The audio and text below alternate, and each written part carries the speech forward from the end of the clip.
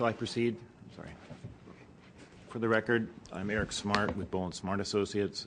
Our role has been introduced to some extent. We focused on Brookville Road. You see it illustrated here. That's Brookville Road, but kind of greater Brookville Road. It's not just limited to Brookville Road, but the surrounding areas. Industrial preservation, retail opportunities, and residential impacts. You'll see the comments that reflect that. And some specific tasks, in particular, that in a future scenarios, and you'll see 3 scenarios that we looked at. These don't constitute recommendations, but what the market is likely to support under different assumptions. You've heard mostly concerning the objectives, at least for what was identified for the economic analysis.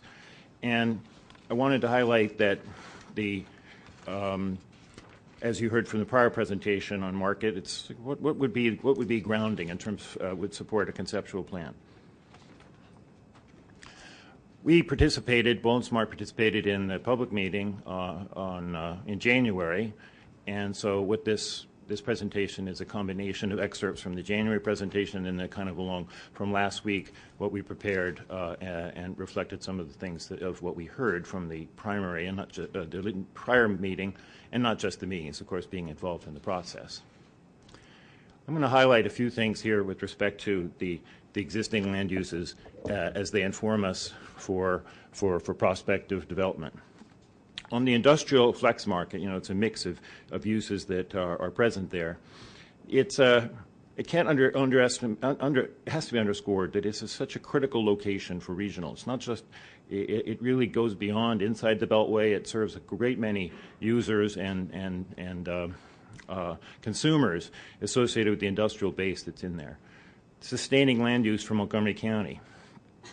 And the viability of that market should continue indefinitely. I mean, those kind of services change over time, but they're in constant need, and it's a superb location to support those functions.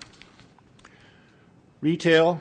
There's really 2 kinds of retail that could exist and do exist in the Brookville Road sector. The local kind of retail is limited, and it's limited for many reasons. They're secondary location, it's hard to get to in terms of competing locations, and it's surrounded by retail.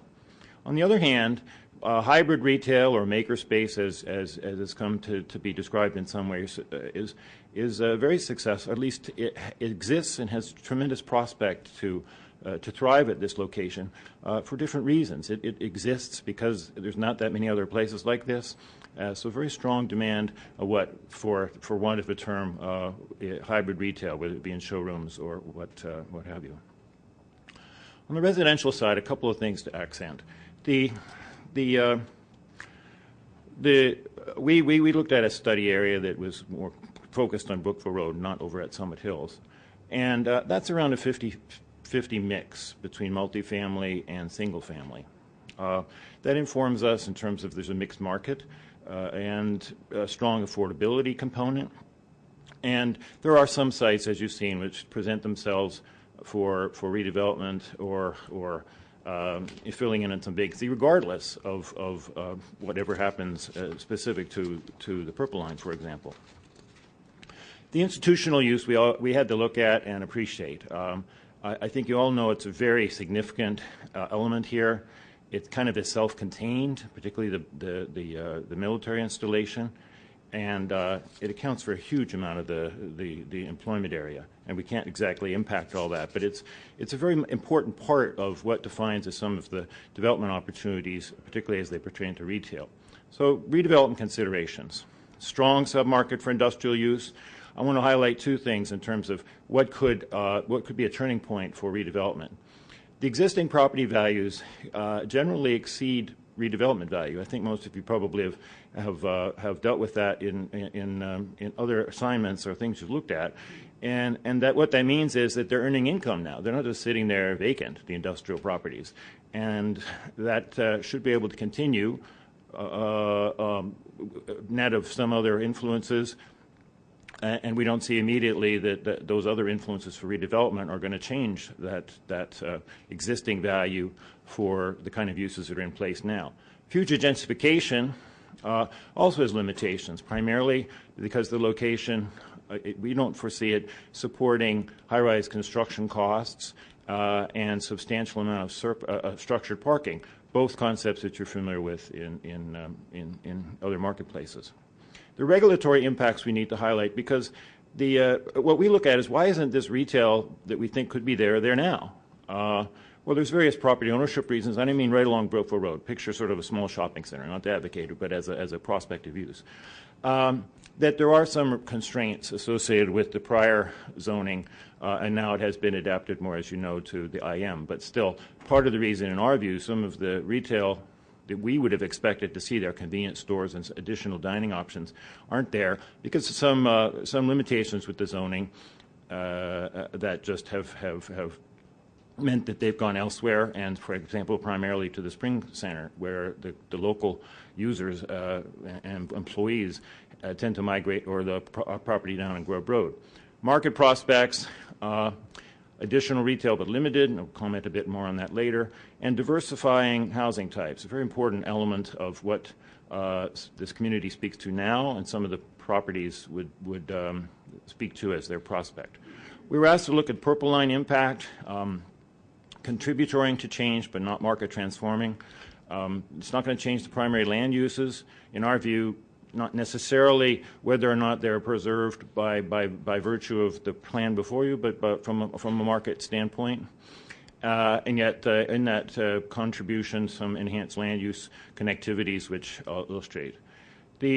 What we've done here in the slide showing the three scenarios, and I hope you can see there in the graphic, there's the purple line actually goes through the middle of it, and to the right of it is the Rosemary Hill side sort of direction, and to the left is the industrial in the yellow on Brookville Road. Minimal planning changes. We set up a kind of a scenario where there's minimum, moderate, and more heavier investment, three scenarios, and how those might be interact with the marketplace. Under minimum planning changes, there's not a lot would occur beyond sort of what the status quo is, but we do see these continued opportunities for infill, both on the industrial side, additional retail, some infill east of the tracks with respect to the prospective tracks, with respect to residential, which is consistent with the background market there, and the general preservation of the existing other residential facilities in place.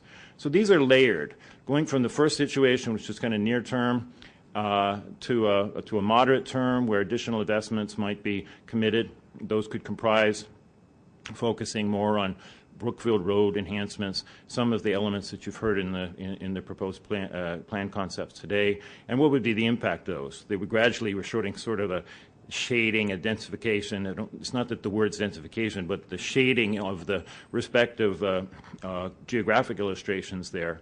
Some additional conversion from industrial to residential, but that's on the east side again of Brookville Road, and not on even centered on Brookville Road. And then third, longer term, labeling it cumulatively here as sort of the major investment, where connectivity is stronger. You can see it in the illustration. There's the red outlined circle, which just says, it suggests anyway, general connections that would be established and reinforced between the east residential community and the west industrial commercial community. And with those in place, the opportunity becomes more solidified to actually have some alternate uses appear along Brookville Road, particularly on the east side of Brookville Road. But none of this is by definition challenging to the current industrial uses. The next slide is a transition to the kind of what we heard things, which we were under development for our report preparation, which was submitted after the first meeting in January. To look at the retail, a little more substance to it. We did a involved trade area analysis, not unlike the one you heard before, for the area to the east. I want to emphasize two things: that the market here is it's not that it's mixed market. It's like it's a diverse market. It's all kinds of different things. And I think we all recognize if it was kind of a homogeneous market, you can bundle up all what those consumers are doing and start to target what those consumers want. But when there's such a range, it tends to undercut the ability to support a broad, let's say, the gross square footage of retail. There's still segmented support within that marketplace, but it doesn't necessarily be able to be as much as you might otherwise get if you just looked at it as, well, there's all these consumers and all these dollars. They need to be chopped up, in a sense, into what they're able to support within their own segment. We've gone through some analysis that suggest an unmet demand for 30 or 40,000 square feet of convenience kind of retail. We looked at the prospect of a grocery store, some small grocery store, smaller I should say, the more contemporary format of 10 or 15,000 feet could be foreseen. But this primarily would be, as I only hypothetically suggest, it doesn't need to be in a small shopping center, but like a small shopping center with very friendly parking, because you've got these mixed markets and trucks that's what they're there, and pickup trucks. All that's part of what would support a unmet demand, because the retailers need to be able to get day-long business to be able to provide the most for the broadest cross-section of the community.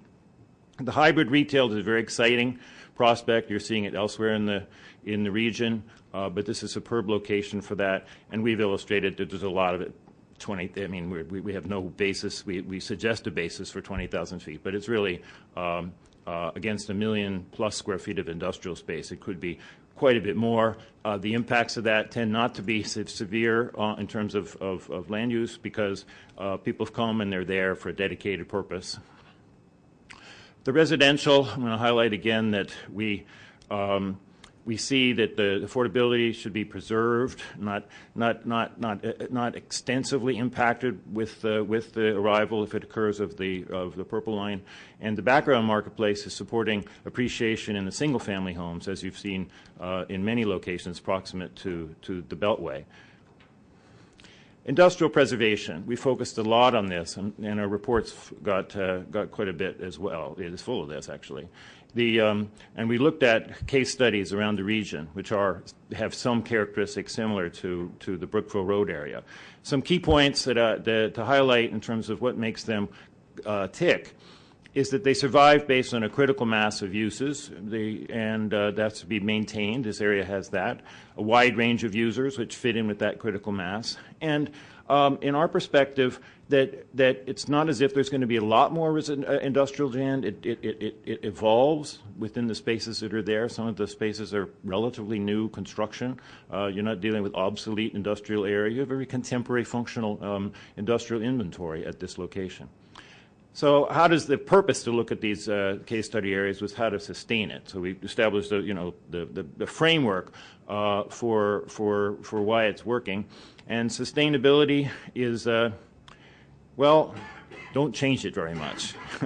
I could go, maybe that's implicit, but there's concern in the employer community and the user community of if there's a lot of change that comes along and anticipates a different development environment, it does two things. One is that, well, the major thing it does is it sets up a what if in terms of investment in your own property right now. So some sort of longer term sense of sustainability, that if someone's contemplating an investment in their property or a user now, that will still be practical 20 years from now, as opposed to 5 or 10 years from now, somehow it no longer being cost effective because of something that came along and supported a different land use. There are other elements that help reinforce that concept of respecting the industrial uses that are in place. And I think I'll close with that because these are additional examples which are reflected in the proposals. Can you go back? Sorry. So the last one, dedicate public resources to support small businesses. Can you give us examples of what has been done in the past in other areas? Just because, I mean, I can give you one.